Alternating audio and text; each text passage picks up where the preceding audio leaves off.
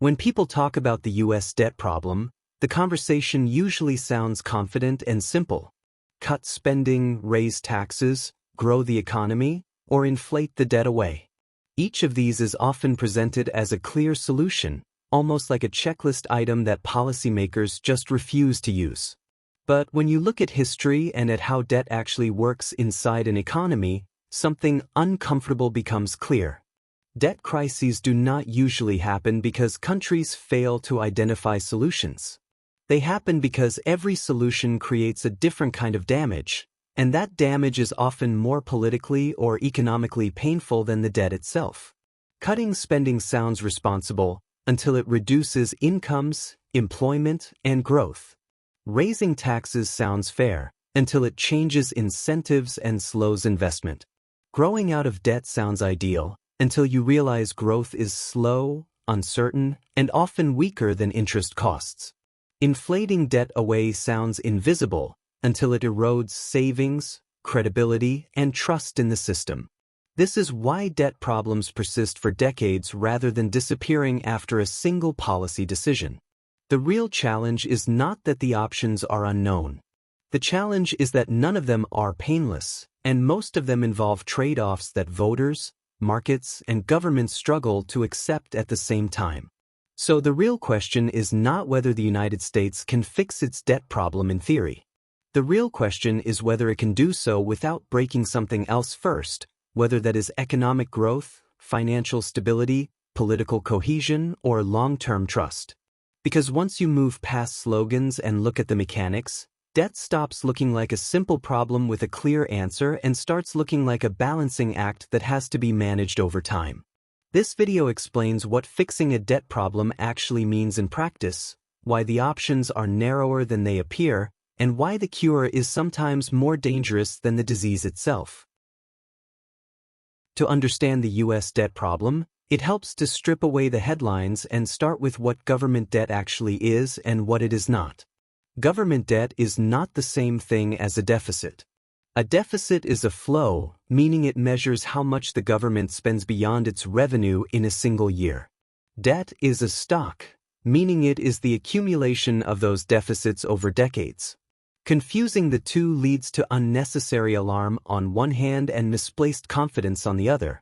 Right now, the United States carries government debt that exceeds its annual economic output, with debt to GDP well above 100%. That number sounds dramatic, but by itself it does not tell us whether the system is stable or unstable. Debt does not suddenly cause an economy to fail when it crosses a specific threshold. Instead, debt behaves more like pressure building inside a system. What matters is how quickly that pressure is increasing, how costly the debt is to service, who holds the debt, and what currency it is issued in. The United States issues debt in its own currency, which means it does not face the same default constraints as countries that borrow in foreign currencies. That distinction is critical, but it does not make debt irrelevant. It changes the nature of the risk.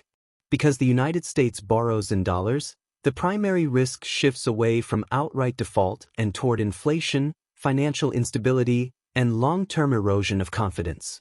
As long as investors believe the system is stable and policy remains credible, debt can continue to grow without triggering immediate crisis.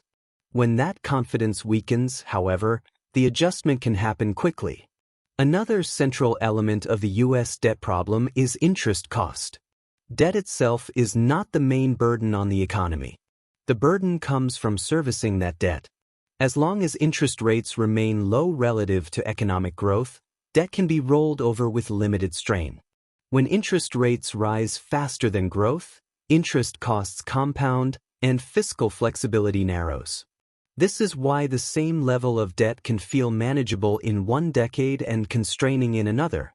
Rising interest costs crowd out other spending, limit policy options, and increase sensitivity to economic shocks. Over time, this reduces the government's ability to respond to crises without adding even more debt.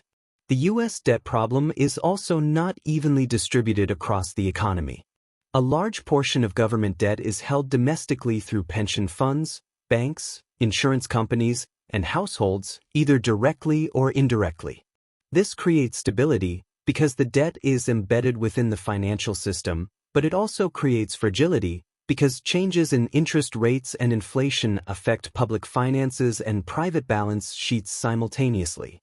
Finally, it is important to understand what the U.S. debt problem is not. It is not an imminent collapse, and it is not a simple accounting mistake that can be corrected quickly. It is a long-term structural issue shaped by demographics, political incentives, economic growth patterns, and global financial dynamics. The problem is not that the United States will suddenly run out of money. The problem is that as debt grows, the range of painless policy choices shrinks.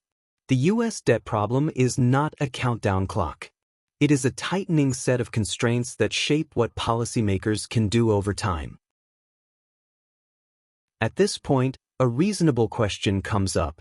If the United States has such a large and growing debt problem, why hasn't anything clearly broken yet? Why do markets still function normally, and why does the government continue to borrow without obvious stress? The answer is not that debt does not matter. It is that the United States occupies a very specific position in the global financial system, and that position changes how debt behaves. One of the most important factors is that the United States issues debt in its own currency. This means the government does not face the same kind of funding risk that countries borrowing in foreign currencies do. It does not need to earn dollars from exports or foreign investment in order to service its obligations. The Federal Reserve and the Treasury operate within the same monetary system, which removes the risk of a sudden inability to pay in nominal terms. That does not eliminate consequences, but it does change their form. Another reason the system has held together is the depth and reliability of the U.S. Treasury market. U.S. government bonds are not just debt instruments. They are the backbone of the global financial system. Banks use them as collateral. Central banks hold them as reserves. Financial institutions rely on them for liquidity management. This constant demand creates stability, even at high levels of issuance. There is simply no other market that combines the same scale, liquidity, and legal certainty. Global demand for dollars also plays a quiet but powerful role. International trade, commodity pricing, and cross-border finance still rely heavily on the dollar. That creates ongoing demand for dollar-denominated assets, including U.S. government debt. As long as that system remains intact, the United States benefits from a level of financial flexibility that most countries do not have. This is not a privilege that can be taken for granted, but it does exist today. Domestic factors matter as well. A large share of U.S. debt is held internally through retirement systems, insurance companies, mutual funds, and households.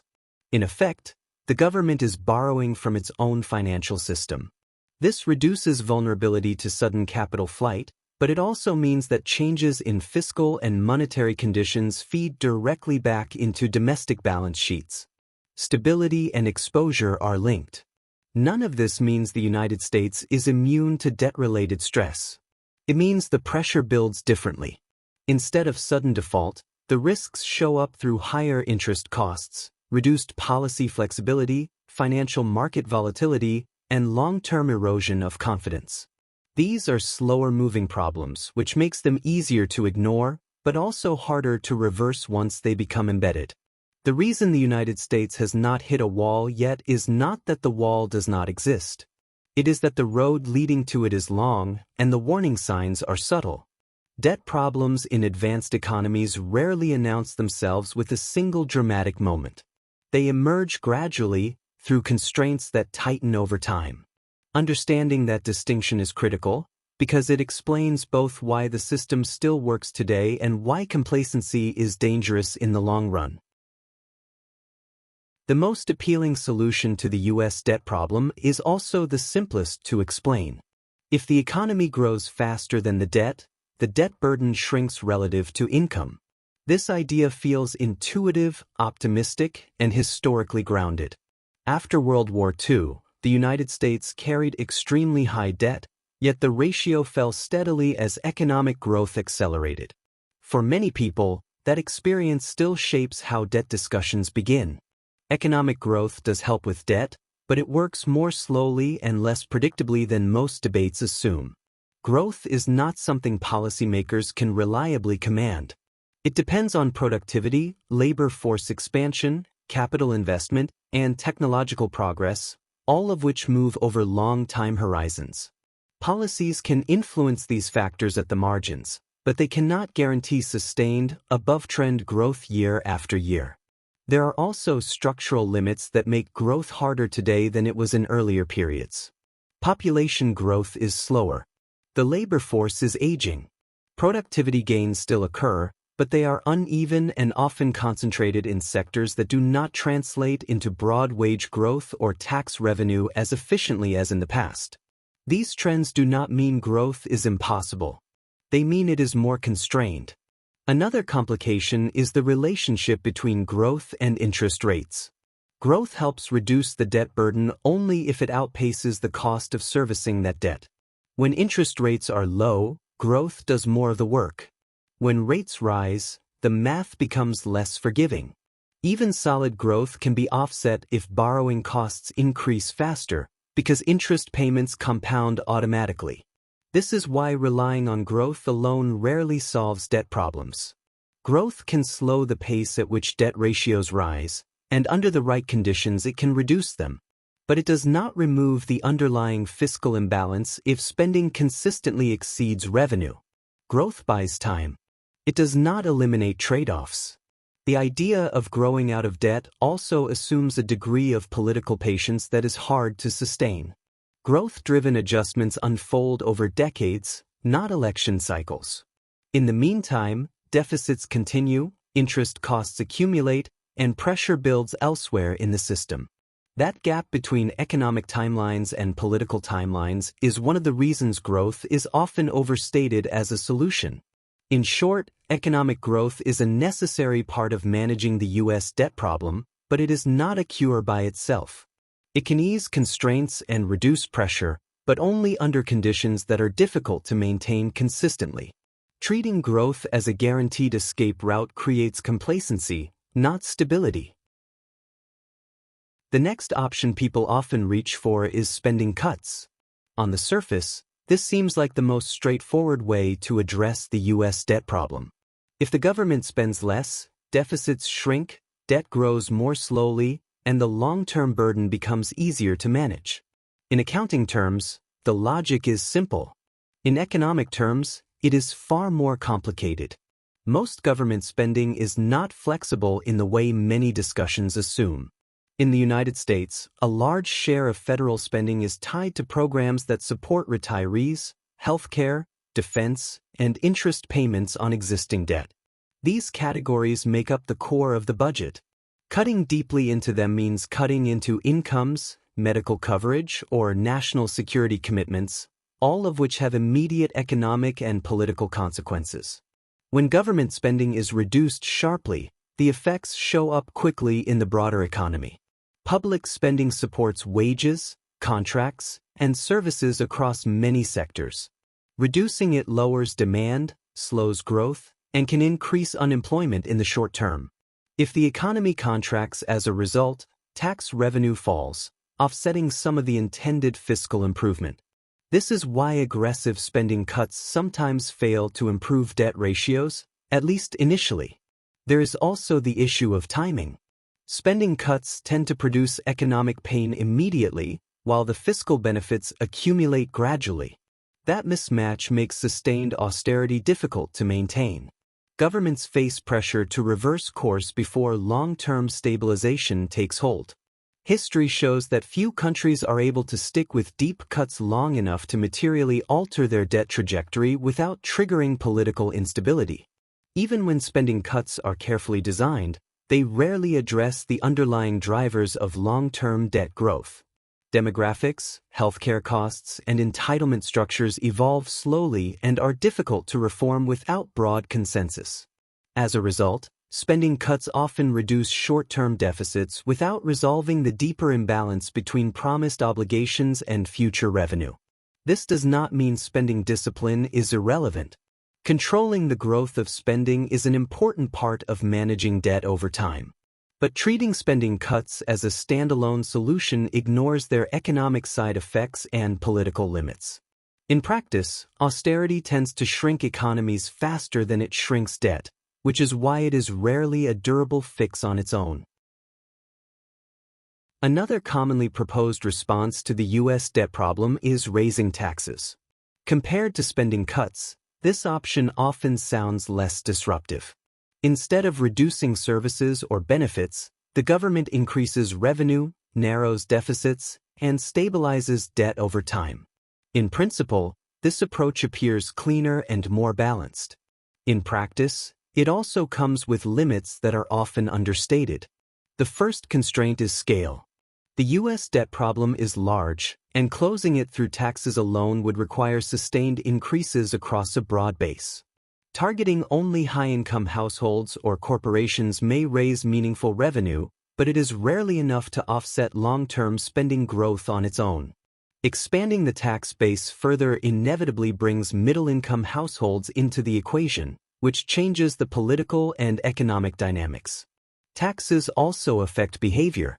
Higher marginal tax rates influence how much people work, invest, and save. Businesses adjust investment plans. Capital seeks more favorable environments. These responses do not eliminate the benefit of higher taxes, but they reduce the net revenue gain compared to static projections. This is why tax increases often raise less than expected over time. There is also a timing issue. Like spending cuts, tax increases tend to slow economic activity in the short term. That slowdown can reduce growth and, in some cases, offset part of the fiscal improvement. If growth weakens while interest costs remain high, the overall debt burden may not improve as much as intended. Raising taxes can help stabilize a system, especially when paired with credible long-term planning. It can signal seriousness, restore confidence, and reduce the pace at which debt grows. What it cannot do, on its own, is erase existing debt or permanently resolve structural imbalances between revenue and spending. This is why tax increases are usually part of a broader adjustment rather than a standalone fix. They buy time and flexibility. They do not eliminate trade-offs. Framing taxes as a painless solution risks misunderstanding both their economic effects and their political limits. There is another option that appears in debt discussions less openly, but has played a role in many historical adjustments. Inflation reduces the real value of debt over time. When prices rise faster than wages, savings, and fixed income returns, the burden of existing debt becomes easier to carry in real terms.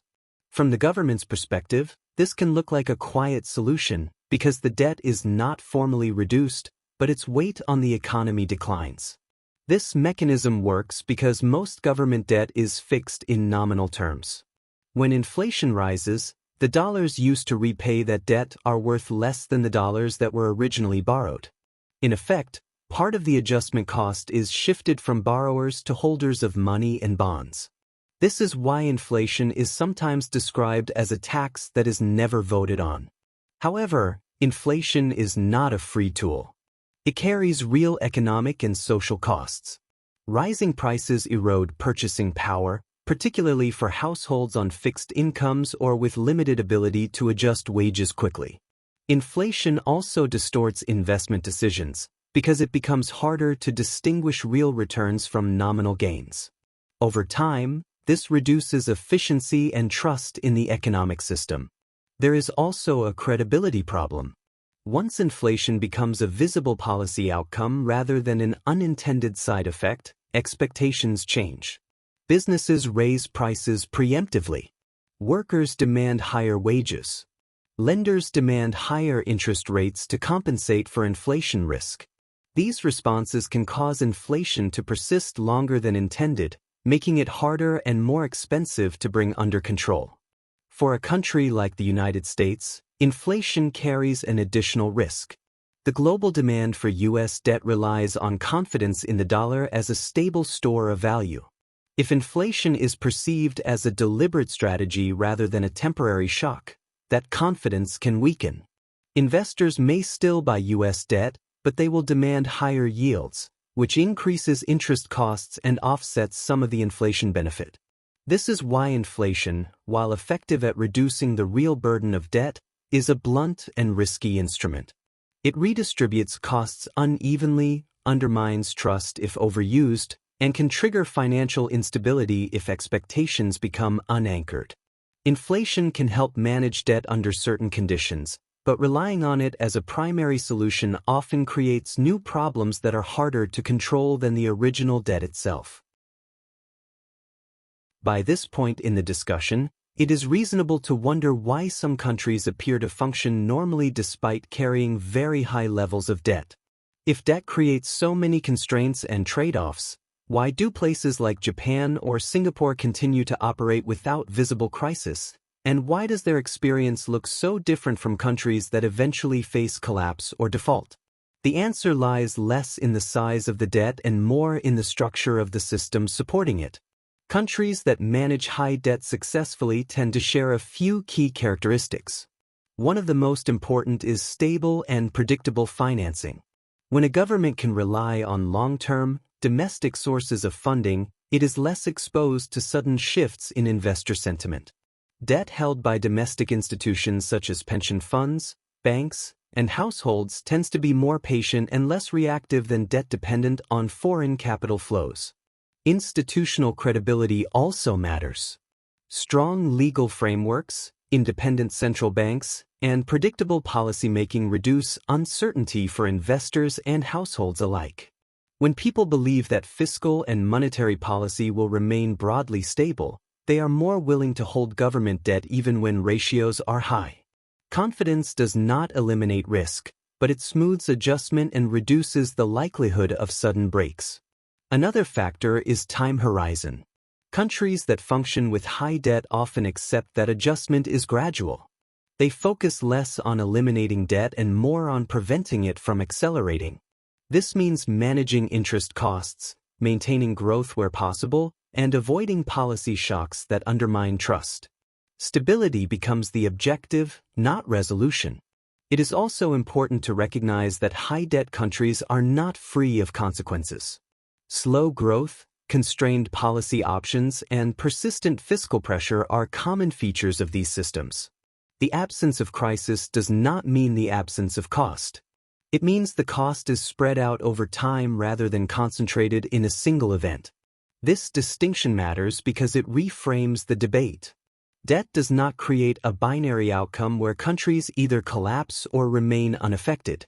Instead, it shapes the range of choices available and the pace at which adjustments occur. Some systems can carry that weight for a long time, but they do so by accepting lower flexibility and higher sensitivity to shocks. Understanding why some high-debt countries continue to function helps explain why the U.S. debt problem is not an immediate emergency, but also why it cannot be ignored. Stability is possible, but it is conditional, and it depends on maintaining the structures that support confidence over time. By now, a clear pattern should be emerging. Every option that is commonly proposed to fix the U.S. debt problem addresses part of the issue, but creates pressure somewhere else. Growth helps, but it is slow and uncertain. Spending cuts improve fiscal math, but weaken economic activity and are difficult to sustain. Higher taxes stabilize revenue, but face economic and political limits. Inflation reduces the real burden of debt, but erodes trust and raises long-term costs. None of these tools fail because they are wrong. They fail because they are incomplete on their own. This is why debt problems in advanced economies are rarely solved in the way people imagine. There is no single policy lever that resets the system. Instead, debt management becomes a process of balancing competing objectives over time. Policymakers are not choosing between good and bad options. They are choosing between different kinds of costs, spread across different groups and time horizons. What makes this especially difficult is that these costs do not appear simultaneously. Some are immediate and visible, like slower growth or higher prices. Others are delayed and abstract, like reduced flexibility or long-term erosion of confidence. Political systems tend to respond to the first type of cost and discount the second, which leads to repeated postponement rather than resolution. Successful debt management, therefore, depends less on finding the right solution and more on maintaining credibility across institutions. When governments, central banks, and financial systems operate within a shared framework of expectations, adjustments can be gradual and controlled. When that framework weakens, even small shocks can have outsized effects. This is also why debt crises often look sudden in retrospect. The buildup takes years, but the breaking point arrives quickly once confidence shifts. The options available at that stage are narrower and more painful than they would have been earlier. Avoiding that outcome requires accepting limits before they become binding. The uncomfortable reality is that the U.S. debt problem does not have a clean ending. It has a range of possible paths, shaped by growth, policy choices, and external conditions. Some paths are manageable. Others are destabilizing. The difference between them lies not in a single decision, but in whether trade-offs are acknowledged and managed consistently over time. So, can the U.S. debt problem be fixed? In a narrow sense, yes. The United States has the tools, the institutions, and the economic capacity to manage its debt over time. But that answer is incomplete, because it ignores what fixing debt actually requires. It does not mean eliminating debt or returning to some imagined baseline. It means accepting constraints, making trade-offs, and living with gradual adjustment rather than dramatic resolution. The real difficulty is not mathematical. The numbers are known. The mechanisms are understood. The difficulty lies in choosing which costs to accept and when. Every option discussed in this video shifts pressure somewhere else, whether onto growth, households, markets, or future policy flexibility. Avoiding those costs does not make them disappear. It simply delays them and often makes them harder to manage later. This is why serious discussions about debt often sound unsatisfying. They lack simple answers and clear victories. Stability is achieved not through bold fixes, but through consistent management and restraint over long periods of time. That kind of outcome rarely fits into headlines, but it is how complex systems actually endure. The U.S. debt problem, then, is not a story about imminent collapse or effortless solutions. It is a story about limits, trade-offs, and the discipline required to navigate them. Understanding that reality matters more than optimism or fear, because it shapes how decisions are judged and how expectations are set. Debt does not end economies overnight. It reshapes them gradually. Whether that reshaping is manageable or destabilizing depends less on any single policy choice and more on whether the system remains credible, flexible, and willing to confront uncomfortable trade-offs before they become unavoidable.